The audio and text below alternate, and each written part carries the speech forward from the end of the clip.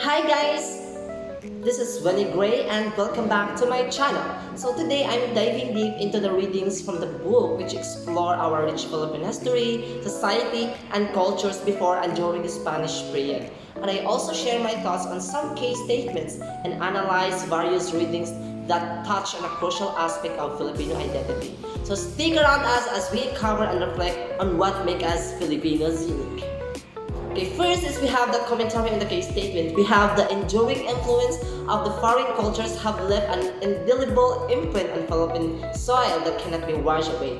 Well, personally guys, I believe that this statement captures the essence of our cultural history. And the Philippines is like a canvas where different cultures have painted their marks and Spanish colonizations. For instance, gave us Christianity, right? Which remains a dominant influence in our values and traditions.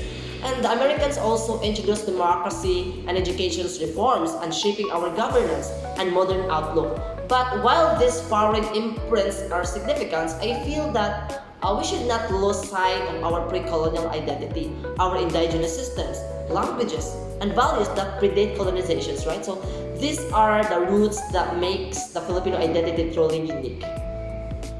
So second is we have the Filipino has been conditioned to think small. Well, this statement, guys, resonates with some truths, but it is also worth questioning, right? And yes, colonial history did conditions many Filipinos to prioritize family over national concerns. And as survival during those times heavily relied on familial ties. Even today, family is our strongest support systems. However, saying that nationalism and national pride are absent is, right? So I think an oversimplification history shows that Filipinos, such as the Katipuneros, exhibit great nationalisms during the revolutions, right? So even now, movements advocating for national pride and independence prove that we should value our country. And still, it is true that fostering a broader sense of community and nationalisms remain a challenge in our society. Third is we have the Filipino is a person with foreign histories and foreign cultures. Well, I strongly agree with this statement, guys, because the Filipino is a blend of indigenous, Spanish, Americans, and Asians, particularly Chinese, right? Influences. From our food and clothing to our values and traditions, we embody a multicultural identity. For example, our cuisines reflects this history is pancit from Chinese culture, adobo influenced by the Spanish cooking, right? And our love for fast food from American culture. So while this diversity is a strength, it also requires us to critically understand how these histories shape our identity today, right? So next is we have the critical analysis of Philippine society and culture. Well, these readings reveal the duality of Filipino culture. So, during the Spanish period, we saw significant transformations. For example, the encomienda systems introduced by the Spaniards disrupted the barangay systems, diba? Creating a more centralized and hierarchical society. And Catholicism replaced many indigenous beliefs, but interestingly, some native rituals and practices adapted and survived within the framework of Christianity. And this resilience shows that while colonizations deeply influence us, and it did not erase our identity, right? And I feel that these layers of history make us complex yet resilient as a people. So third is we have the analysis of specific readings. Well, cultural transformations bring out the best in Filipino.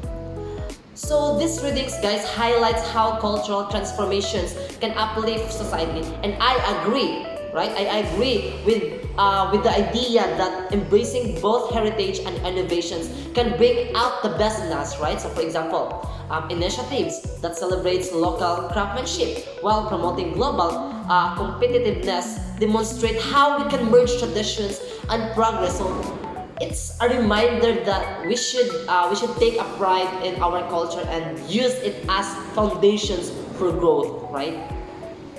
So next is we have the fighting the war against forgetting. Well, this reading struck a chord with me because it emphasizes the danger of forgetting our history, right? So we live in an age where historical revolutionisms can easily erase critical narratives, right? So preserving our collective memory is essential, right, to maintaining our identity. For example, we must continue to teach the significance of the Philippines revolutions and the struggles of our ancestors, so future generations will value their sacrifices. So next is we have the language of culture. Well, the language is a powerful vessels of culture, and I agree with this reading's assertions that losing our languages weakens our identity. And while Filipino and English are widely used, preserving our regional languages like Cebuano, Ilocano, Waray, and ensures that our cultural diversity thrives. Well, schools and media can play a significant role in revitalizing and promoting these languages, right? So yeah, let's move on to my reflections on the Pact of Biak na Bato. So, well, reading about the Pact of Biak na Bato, guys, left me feeling conflicted. So, on one hand, Emilio Aguinaldo's leadership showed strategic thinking by negotiating with drugs. So, on the other hand, Pedro Paterno's involvement seemed self-serving, right? His role through instrumental in brokering the pact raises questions about his true motivation. So, was it patriotism or personal gain? So, reflection on this, guys, I realized how complex leaderships can be, especially in times of revolution. So next is let's discuss about the Murus Wars. Well, Caesar Adib account of the Muru Wars shed light on the Murus people resistance against colonization. So for me, it's inspiring to see their unwavering determinations to protect their sovereignty and a way of life, right? So these wars weren't just about religion. They were about self-determination and preserving their identity. So this phase history is a testament to the Morus people resilience, which deserves more recognitions. So next is we have the solutions to the Moro-Christians conflict. Well, the Moro-Christians conflict in the southern Philippines is deeply rooted in history. Well, to address this, I believe we need education. Educations because it teaches accurate history that fosters mutual respect and understanding. And second, inclusive governance that ensures that both Moro and Christians communities have representations and equal opportunities. And third is we have the cultural exchange. We'll promote dialogues and share activities to break stereotypes and build trust. And ultimately, peace requires genuine effort from all sides.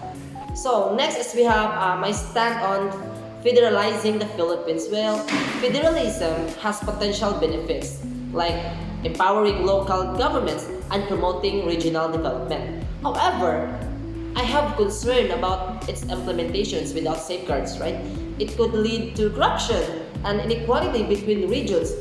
So for federalism to succeed, we need a strong foundations including accountability, measures and public educations and how it will work. So I'm open to the idea but believe me, we must proceed with caution. So overall guys, so these readings have deepened my understanding of what it means to be Filipino. Our history, while complex, is a source of strength and inspiration. So by reflecting on our past, we can make a better decisions for the future. So thank you for watching guys and I hope you enjoyed this. And don't forget to like, comment and subscribe and let's continue learning and growing together. See you in the next video.